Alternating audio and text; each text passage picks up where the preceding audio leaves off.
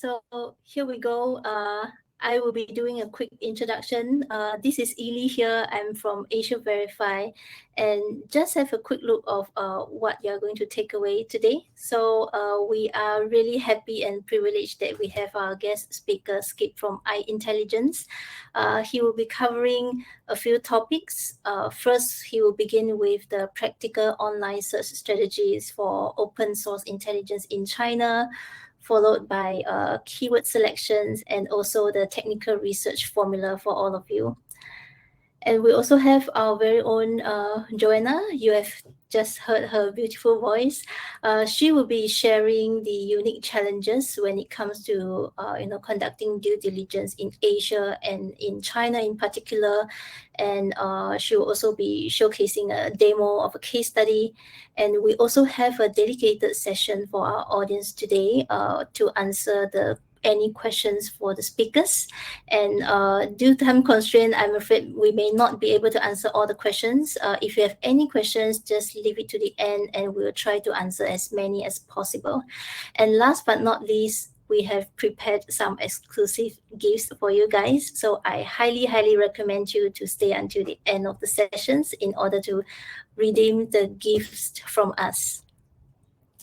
Now, before I pass the mic to our speakers, to some of you, this might be the first time you hear about AsiaVerify. So I just want to take 1 minute to share with you our little story and journey. So AsiaVerify is a Singaporean company. We were incorporated about 4 years ago in 2019 with a very initial version of our platform. And after that, in 2020, we've launched the platform 2.0 version, and we've expanded our real-time KYB solutions to 3 jurisdictions. And we also launched our very first KYC products where we help businesses to verify individuals as well. And in 2021, we've also launched another enhanced version of our platform. And at that point of time, we've offered services across 6 different jurisdictions in the Asia-Pacific region. And last year, we've hit another significant milestone where we launched a universal UBO algorithm. UBO stands for Ultimate Beneficial Owners. And we've expanded our coverage to 11 different jurisdictions in APAC with the trust from more than 80 customers from 35 different countries. And in the beginning of this year, we've launched our European office and expanded our team to 5 global offices. And very recently, AsiaVerify was also selected as a Visa FinTech partner. So as a Visa-ready certified partner, businesses within the Visa network can now cut short the selection process and have the confidence that businesses like AsiaVerify have passed through the evaluation process. They can now utilize our service with a much shorter vendor evaluation process. And on the right-hand side of this page, we've also put up a few awards that we've won recently. I'm not going to go through one by one, but in a nutshell, you can see we are thankful that we've won a few awards from reputable organizations, from the public regulatory related publication to the regulatory body in Singapore, the Monetary Authority of Singapore. And we are proud to be where we are at today. And without further ado, I would like to move on and introduce our first speaker of the day. So Skip, how do I pronounce your last name? Give it a try. Skip Schiphorst. Not bad. It's Skip Schiphorst. You almost nailed it. Well done. Yeah, as everybody can see, I'm not a language professional like Skip, so I can't even pronounce his name very nicely. So a quick introduction about Skip. Skip is actually a professional open source intelligence instructor, and he's very well versed, and he specializes in research in foreign languages, and he currently serves as a consultant in this company called iIntelligence. And iIntelligence is a Switzerland-based company. They offer a wide range of services, including online and offline courses. Yeah, Skip, over to you. Thanks so much for that introduction there, Ili. Thanks so much. By the way, it's an honor to have so many people from so many different countries. I saw upwards of 20, 30 different countries. Always great to have such a diverse audience. Great. Let's talk a bit about online search strategies, or how to Google, which is something many people don't know, right? What is open source intelligence, right? You could call it smart Googling, and that's what I really focus on as a language trainer, right? Finding information in a foreign language, right? Thank you, Ili. You could go to the next slide, Ili. Thank you so much. Let's talk about search strategies on source. In this case, particularly about Chinese corporate research, right? The common consensus is that when one is confronted to something online in a foreign language, then many people often have well, I'm not going to do that. I'm just going to hand this research, since it's Chinese, I'm going to give that to a native speaker or someone that understands that language, right? Because it looks intimidating, right? If you've never learned Chinese, it might look intimidating. If you've never learned Arabic or other languages that look differently, especially if they have a different script, it's going to look very intimidating, right? Now, the whole purpose of the courses I teach a course on how to research in Arabic or Chinese online without speaking those languages. We also have a course on how to research in Russian online, same methodology. But in this case, I'd like to spend some time on corporate research in Chinese, which is one of the sections of my course, which I teach, right? How to find corporate information in Chinese to advance or defend your business interests with China. We've been blessed for a few years with access to pools of information from China, where we could pull data to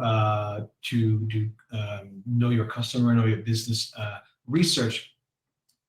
Where I'm based on Aruba, if I go to another country online, I can pretty easily find corporate information on most countries, right? I can go to the Chamber of Commerce, I can go to corporate registries, and vice versa, right? It's a bit more difficult with China. It's actually getting a lot more difficult because more and more of these websites or pools of data are being restricted, which makes them dried up, right? We used to have, I've put a couple here on this slide, but increasingly more and more are just being restricted and impossible to get to, right? If you're in China, you can get there, like Tianyancha, but or Chichacha or other ones out there, Weimao, which was my favorite one, because you can make a nice big graph. Those have dried up, right? Which makes it increasingly difficult to get that information, right? There's two ways to still get there.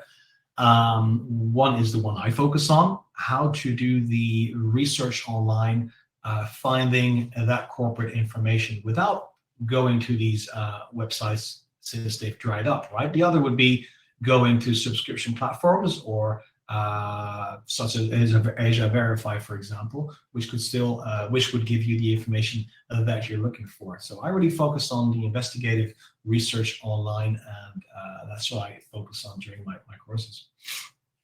Next slide, please, Ili. Thank you. So investigative skills, we do not need to be a professional investigator to get a lot of information, right? Whether it's corporate research in Chinese or whether it's searching for something online. There's a big difference between going on Google and looking for a recipe for meatballs. I always have a tendency to pivot towards food when I do my examples. So that's easy, right? Looking for a recipe with meatballs. It's going to be a bit more tricky, and it's going to require a bit more strategy to find corporate information about a company in another country or in another language, right? Think about Chinese, right?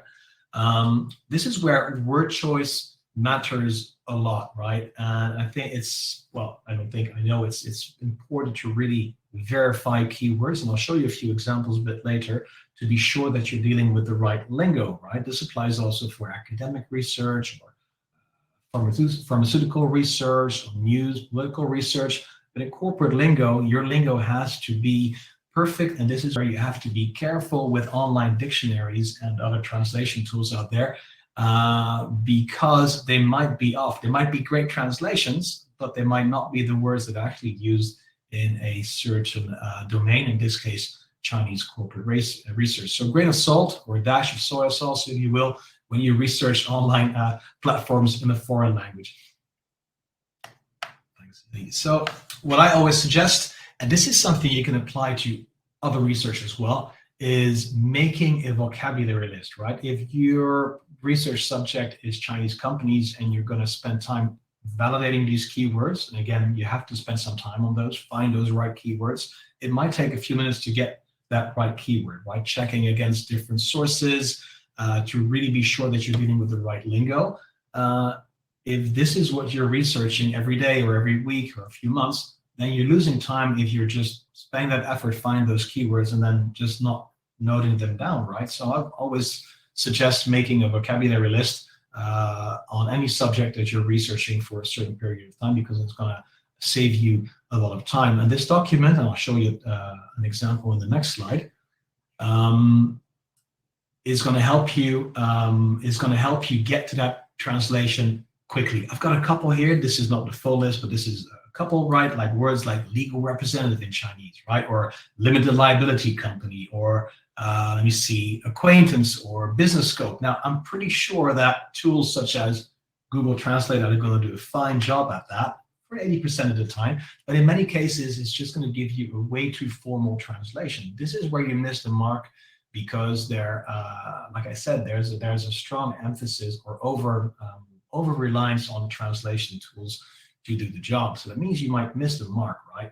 Now, if you're working together with a team on a subject, why not make a shareable document, right? Something you can put in a Google Share, something you tell each other, listen, anytime we put new keywords in this list, they have to be good. So this is something you have to be spot on with your team, right? So tell your teammates, hey, not just blindly copy paste what you find in Google Translate and put it there. You could add some synonyms, you could add some more different terms used for a certain subject. In some cases, we're going to find ourselves spending 3, 4, 5 minutes, right, to find a good keyword. There's nothing wrong with that. If it takes time, even in this day and age, well, we want to have the answers 2 minutes ago.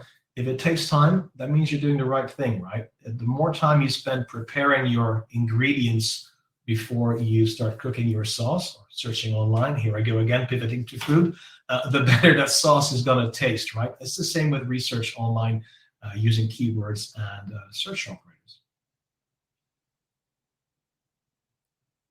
Believe you will. Thank you. All right. So, and this is where I come back to what I just mentioned, right? Advanced search operators, right? So we can all Google. People assume that if they grew up with the internet, and most of us here have grown up with the internet, is that we can find stuff online. We Google it, right? Like I said, there's a difference between that and doing some investigative research online. And this is where operators really come in handy. One of the bases of online research or open source intelligence is mastering a couple of basic search operators. And you'll see that if you master a couple of these, you will see that they're not going to help you with your work, the work you're into. It's also going to help make your life a lot easier when you research anything else online. And we do quite some researching online, don't we?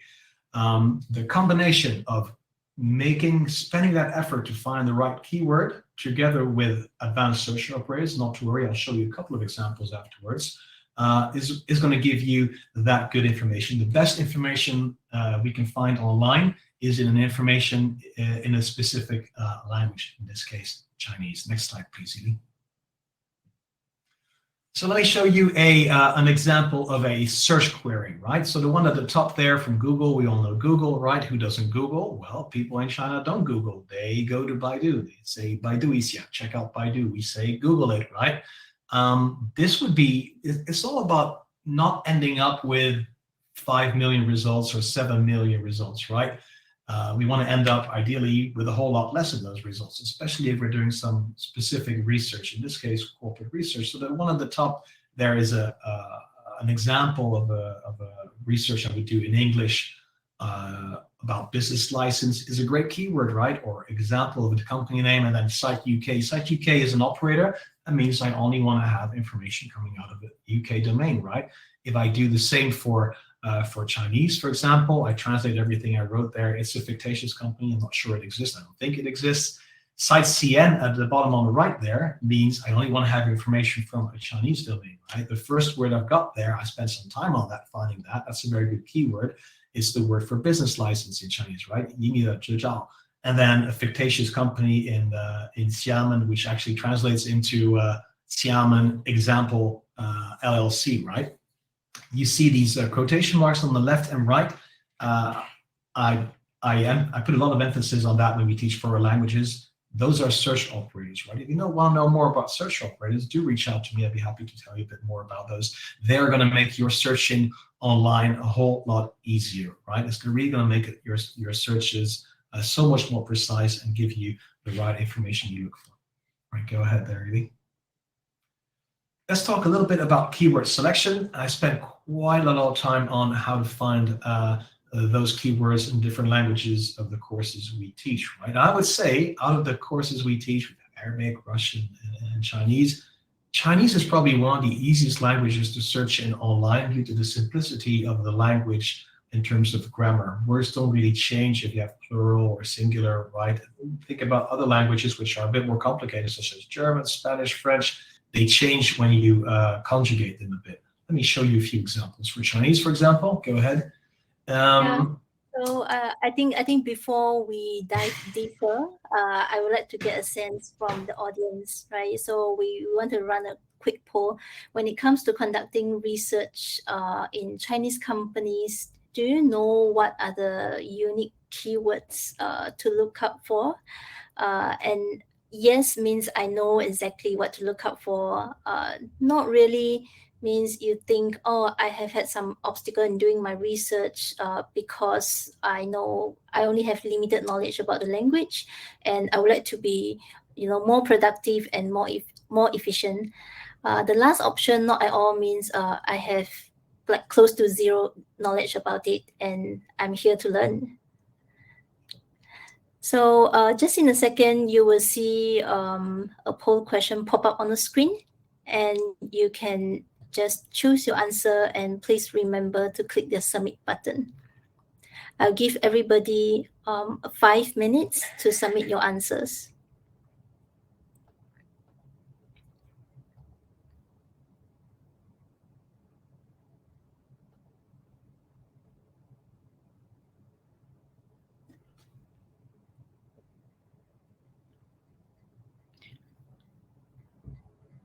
All right, I can see there are still quite a lot of people haven't chose their answer. We'll give it 5 more seconds.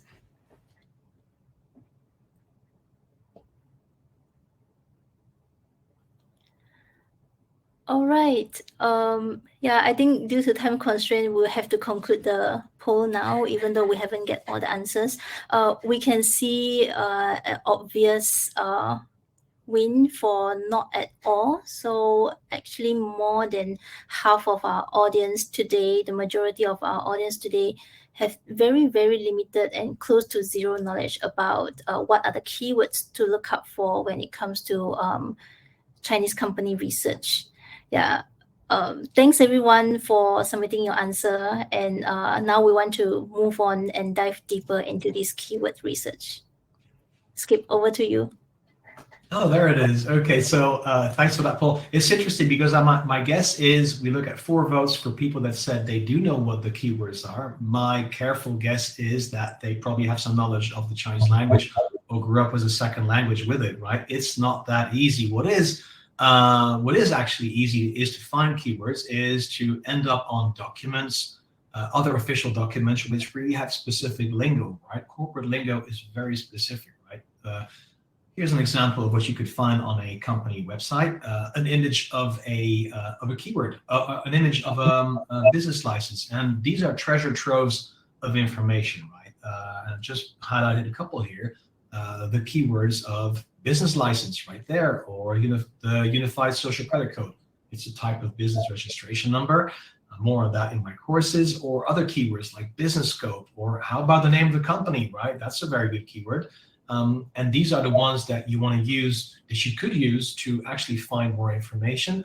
Thank you. Let's take a look at this one. These couple of keywords right there, these are perfect treasure troves to look for information. I'll tell you why this can help you. Right?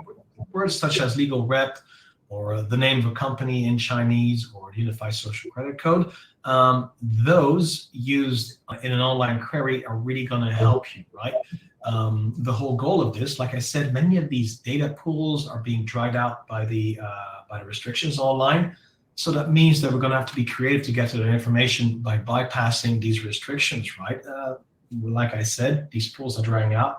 But what is not drying out is the sheer number of companies operating in China. Many of these companies want to put on their website, hey, look, this is my business license, this is what we're on about.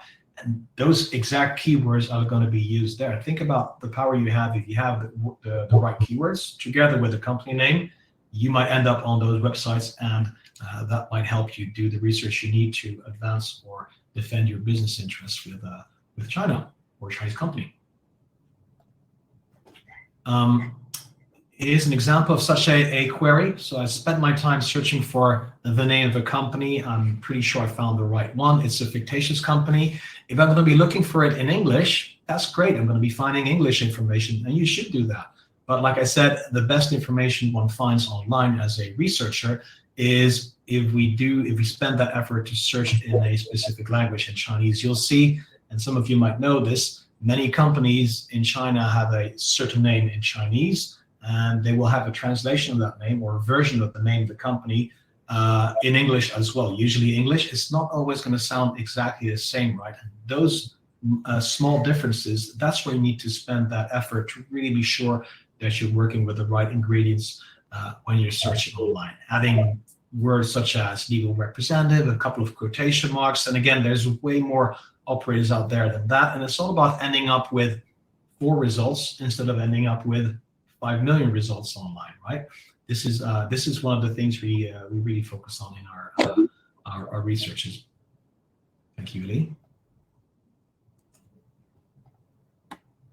So a summary to keep in mind, not only for Chinese corporate research, but for any research online. You can try it out later today. It's going to be quite fun. It's really going to help you find the information you look for, right? So researching in a mastered language. What I mean by that is make that effort to search in a foreign language, even if you don't speak a word of it, right? Make that effort selecting which keywords you want to use. Like I said, be careful with Google Translate than the other ones out there. It's going to do a great job, but there's an over-reliance on them. Take that with a grain of salt, of course. Double check that with another source, right? One is none. Discovering sources, and slowly learning a couple of these basic search operators. Like I said, these search operators, whether you're researching in Chinese or your own language, if it's English, French, or something else, I saw so many countries here, it's really going to help you find information quicker, and it's more about strategizing how to research to find results, right? We don't want to end up with 6 million results. Ideally, we want to end up with a number much lower than that. I don't have time for 6 million results. I don't know about you guys. And that formula is in the end really going to help you to find the results that you need for your specific research. All right, thanks, Celine. Thank you so much, Skip. And for the next part of our webinar, I'm going to do a quick introduction for our second speakers, Joanna Wands.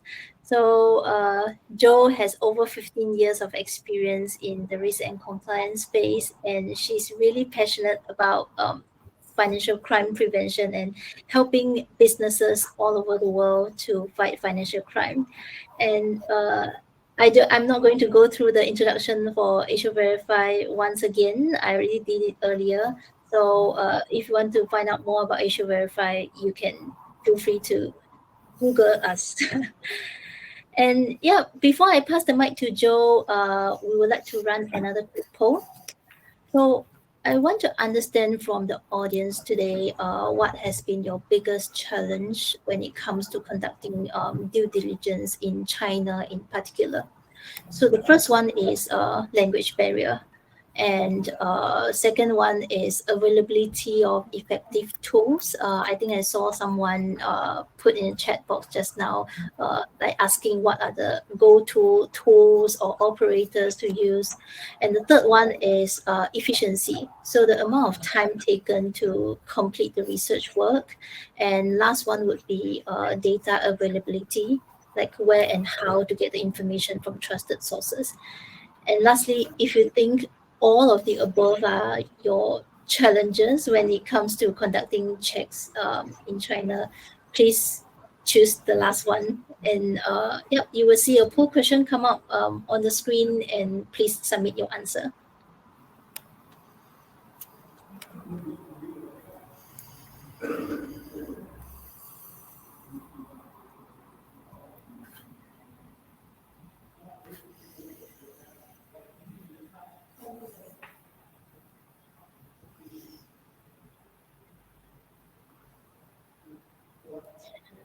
All right, we see quite a lot of people choose all of the above, and second and third, I think we have about the same votes. Language barrier and data availability seems to be the common answers here. All right. I guess we can move on from here. So we have the highest vote for all of the above. And Joe, would you like to enlighten us and share your insights about the challenges?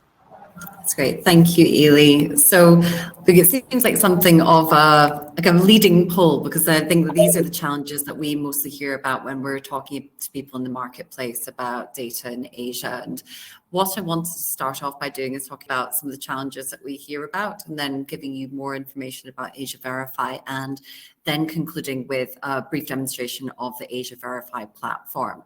I'm going to make sure that I wrap things up in about 10 to 15 minutes, so that we have time for questions at the end, because I know that given the fact that we've got Skip here and his expertise, and I've already seen some questions come through in the Q&A, it'd be great to have some time where you're able to ask those questions while we've got the expert here. So the main issues I hear about all the time is data. And the challenge for most firms is this, in terms of the availability of that data and the accessibility of data. So, how can I tell that a company is in fact a registered company? Where do I go for that information? How accurate is the information if I find it? If we're using a database, how up to date is it? Is it accurate information? What information can you expect to consistently find? If I'm going to go through all this research, am I going to be able to identify shareholders, directors, company type? And China itself is astronomical in size. So we have over 220 million companies in China. If you compare that to the UK, Germany, Japan, each has about 5 to 6 million companies.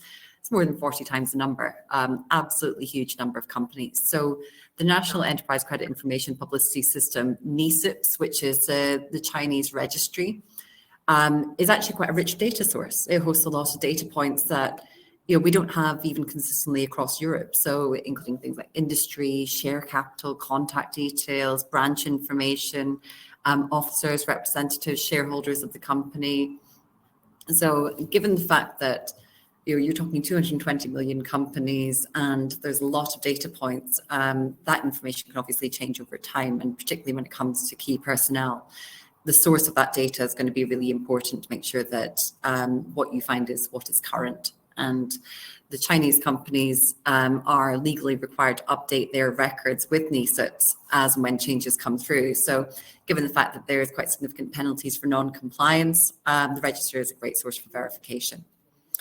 The other challenge that we hear a lot about is on the identifying ultimate beneficial owners, and particularly on scale. And we've seen a lot of absences of there being mandatory open source registers for UBOs, and it does take a bit more investigation and having the right tools available in order to identify that ownership of a company.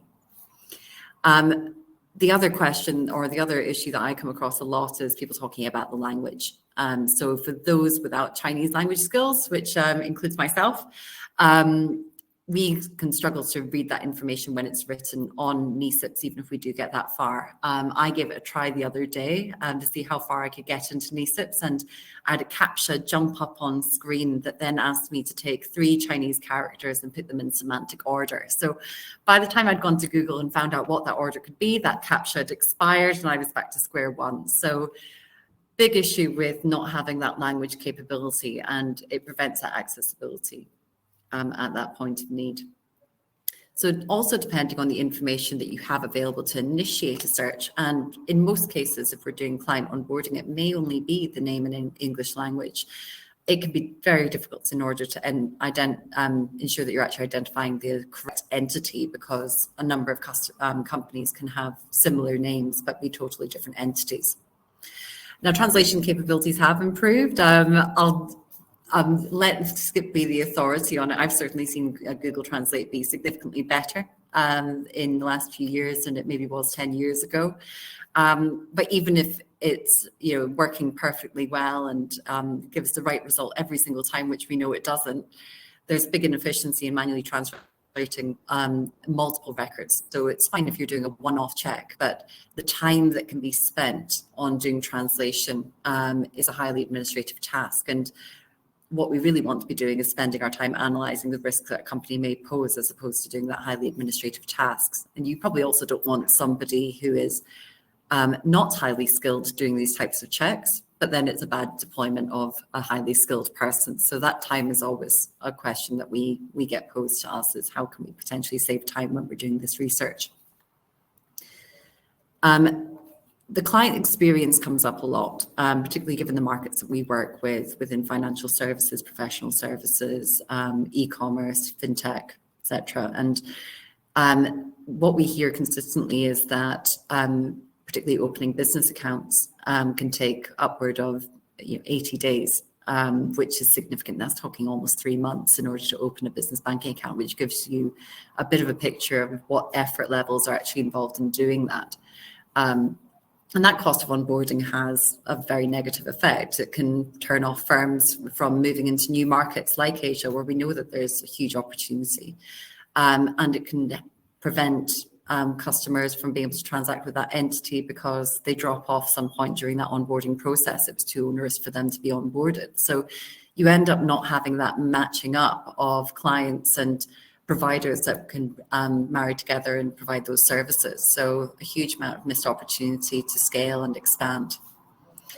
So obviously one of the things that we want to do and we want to point out on this webinar is that there may be a better way for this to be done. And for those of you unfamiliar with AsiaVerify and our offering, I just want to take 5 minutes to share with you, what we do, how we do it, and then go on to that live demonstration.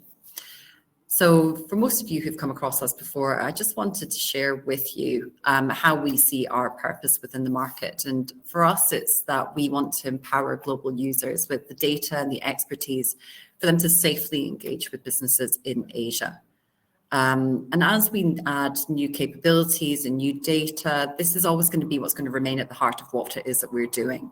We want it to be as easy to onboard a business from Singapore as it is to onboard a business in France or in the US, anywhere. It shouldn't be too difficult. And obviously, we're going to see different elevations of risk depending on the geopolitical situation, but the basics of being able to look at data and be able to make a business decision should be more straightforward than it is currently.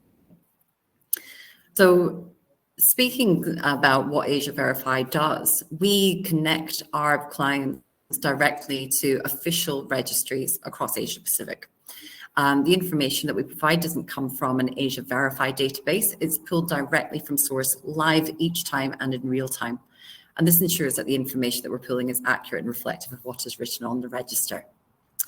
Where we are connecting into registers, such as the Hong Kong company registry, where the information is not held in a structured format, it's held in PDF, we use techniques like OCR in order to pull out the key information and put it into a structured format to make it easy to be able to do those checks on scale. If we can move on to the next slide, please, Ely. Thank you. As the information is pulled from NESIPs, it is translated into English. So we've developed our search engine with those language nuances. How Chinese language can be converted into English, and how to keep that consistency, particularly within a business profile. So this removes that manual task of translating the record and allows the information to be quickly read and digested before moving on to doing a further investigation into the actual risks, rather than just finding out what the information says to begin with. If we can move on to the next slide, please. So a key area that we want to share with you is how to conduct an ultimate beneficial owner check in the absence of there being a publicly available open ownership register. And we know that there's a lack of these available even globally. There's hopefully going to be something of a move more in the direction of making it more transparent and easier to identify companies, particularly from a financial crime prevention perspective. It would be a fantastic tool to have. But there's still that play going out between the case for privacy and the case for transparency. And with that in mind, there has to be different methods in order to find out who the ultimate beneficial owner is. Unlike something like sanctions legislation, where there is a key area that you can go to in order to find out if an entity is sanctioned, there's not that key area that you can go to necessarily to find out that company X has UBOY. So what I want to do is show you how AsiaVerify has developed an algorithm that follows that company structure and essentially just conducts multiple company checks all the way up to a company's ownership to identify the shareholders, all the way through the chain to the ultimate beneficial owner. So if we can move on to the next slide, please. So AsiaVerify has two ways of being accessed. One's via easy to use web portal, nicely integrated, easy to function username and password. You can do checks on an ad hoc basis, or we have API links. So if there is a need to add in information en masse, API tends to be the way that we will go to, whereas if you're using it more as a research program, then the portal is the best way to go. So from there, I'm going to share my screen and take you through the AsiaVerify portal. So hopefully everybody can see that. It is telling me that I'm sharing, which is great. So the first place that I come to is my search bar when I've logged into AsiaVerify. And my starting point here can either be the company name in English, the company name in original language, or the company number. I then also have the jurisdictions that I can select from here. So in this case, I'll select China and a company name in original language and click on search. So this is now pulling this company record from NISITS. It's providing the name of the company in English, the name of the company in original language, the registration number, so it's filling in the gaps, and also the fact that this is an active company. If I then click through to this record, I have business information here that includes date of incorporation. And then I have a number of options of what further information points I can retrieve. In our basic package, I almost want to rename our basic package because I don't even think it's too basic. Maybe standard would be a better name for it. But this does include areas like share capital, ownership in terms of your officers, representatives, directors, shareholders, the type of entity it is, the branch information, contact information. So it is quite a substantial data set.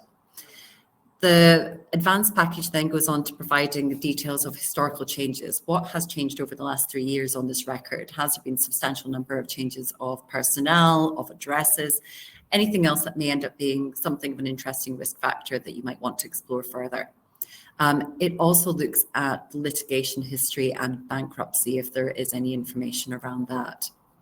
So what I'm going to do is I'm also going to take you through a UBO report, but I'll start off by taking you into this advanced package.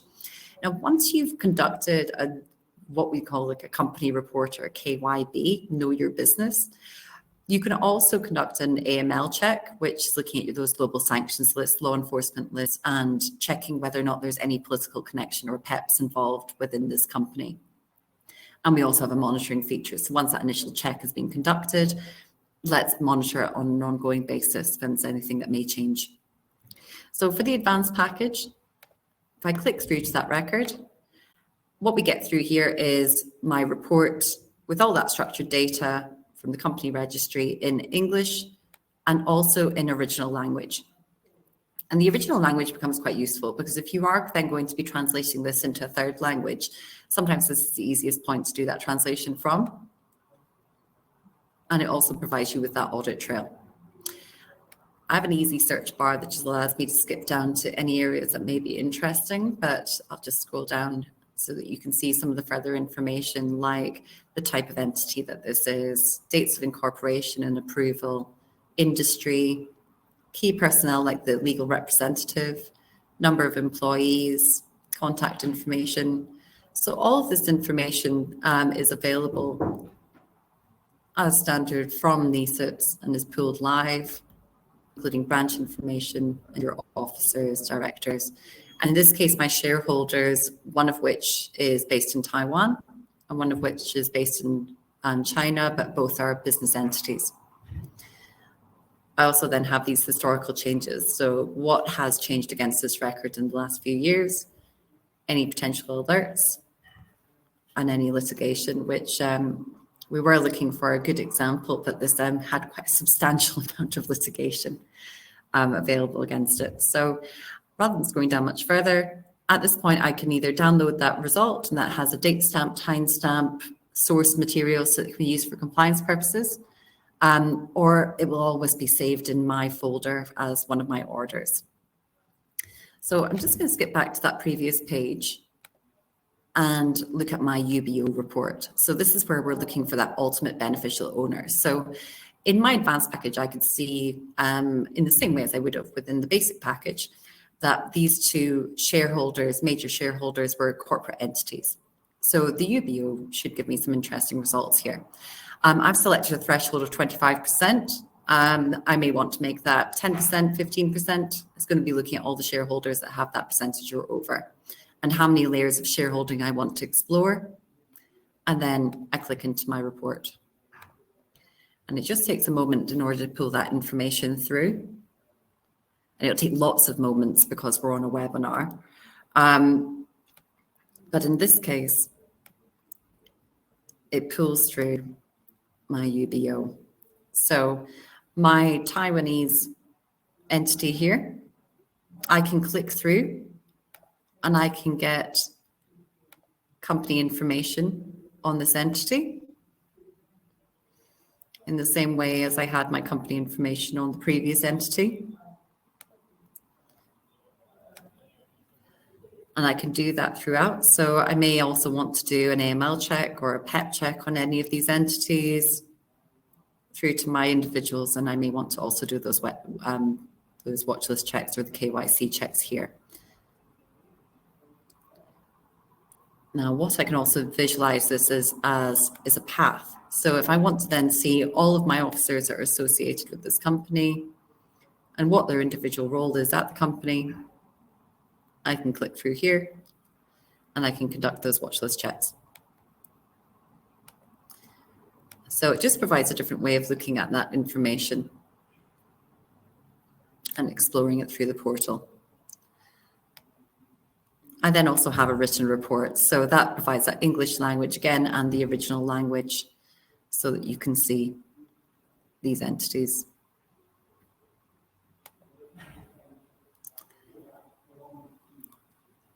And that's very much the whistle-stop tour of the portal. I wanted to make sure that we had time available left.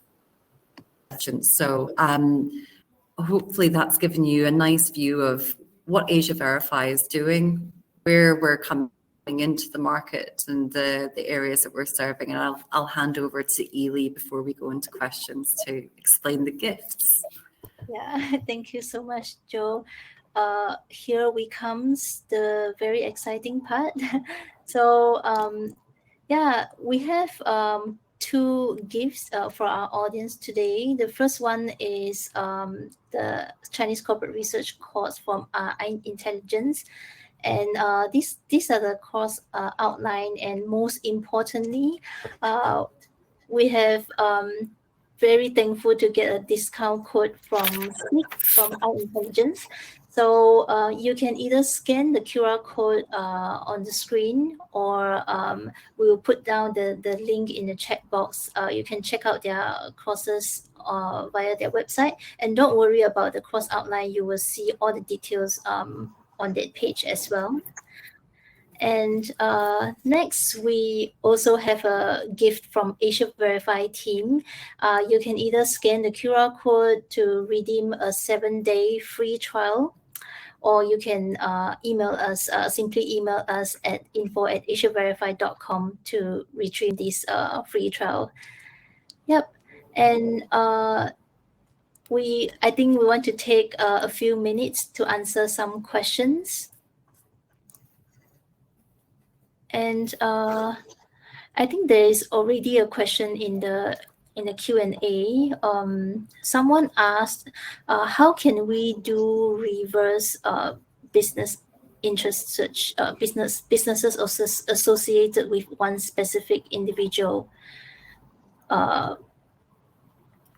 Okay. I think the person is trying to ask whether we can search like a directorship search. We can do a directorship search.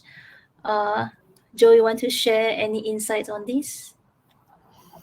Certainly, this is something that we are able to conduct offline at this point in time, of looking at if somebody is director of a company, what other directorships do they hold? And it's something that we talk about often with the roadmap, and we're building into our next release, is how can you reverse engineer that search? So rather than the starting point being going to a company, how can I look at an individual back through to see what companies they are also associated with? And it can become interesting in a few ways, obviously looking at the potential risk of that individual, particularly if there's a heightened risk like a PEP.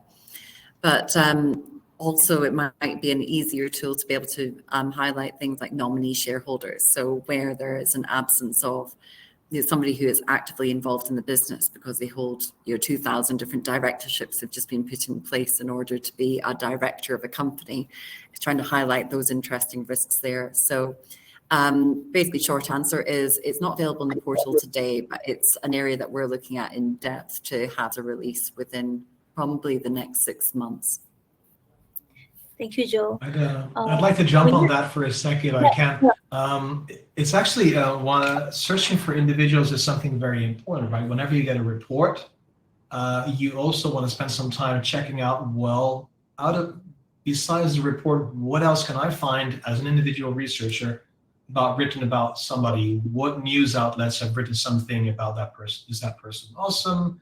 Is that person mentioned together with fraud, etc.? That might be something that will improve your information position, which will probably prevent you from making a bad decision, or help you to make a good decision, right? So we do focus a lot of time in our course on how do you research last names in Chinese, first names in Chinese. Compared to other languages, it's probably one of the easiest languages to find individuals in online, especially when you compare that to other languages which are a bit more difficult for searching for people. Think about Arabic or Farsi, French, Spanish. Can be quite long names. In Chinese, it's actually quite easy. So we do emphasize quite some time on that, and it's actually quite easy. Thank you, Skip.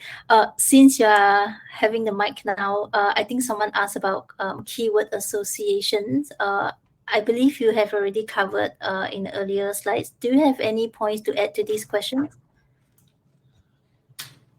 Just one. One is none. But I mean, with that, if you have a keyword, double check it against another source out there. One of the sources I use a lot in my research is Wikipedia. It's updated by humans, so it's pretty. Humans are good, right? So it's pretty good in terms of translations, right? Whether it's Wikipedia or something else, always double check those keywords against other keywords to really validate that, right? If 3 out of 3 sources say, "Yep, that's the right keyword," at that moment, you're good to go, and you can use that for your research. Good question. Yep. Thank you, Skip. We have limited time, so I think we are going to pick up one last question.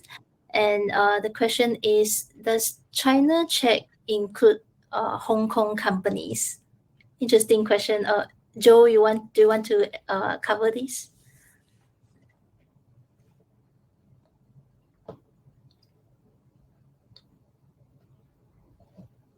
or maybe I can cover this as well. So for AsiaVerify, we actually separate the China mainland and Hong Kong as two different jurisdictions. So short answer is yes, you can also do the company checks on our portal, but you just have to choose different jurisdiction respectively.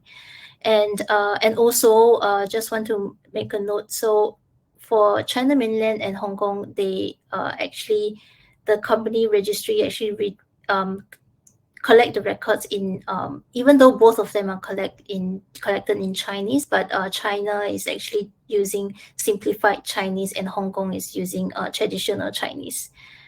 Yeah, I hope this helps. And yeah, I guess we are running out of time, and these are all the questions we can answer. If you have more questions for us, please feel free to get connected with us. And so just in case there's time for one last one, Ely, we've just had two that have asked the same question, which is, do you need to speak Chinese to participate on Skip's course? And I think that I could probably guess that the answer to that is no, but Skip, do you want to add to that before we jump off? Your answer is 100% correct. I actually like it when people don't speak a word of Chinese and join up. It's always great to see at the end of the course that people who don't speak a word of Chinese or other languages in our courses end up finding very specific information within a few minutes. It's always it's good fun, and it's a fun language to teach, actually. Thank you. Sorry, Ely. Thank you. Yeah, I guess here is the end of our session, and we would like to thank everyone for your time today. And yeah, please feel free to get connected with us, and we have pasted our contact information in the chat box as well. Thank you very much, and appreciate your time today.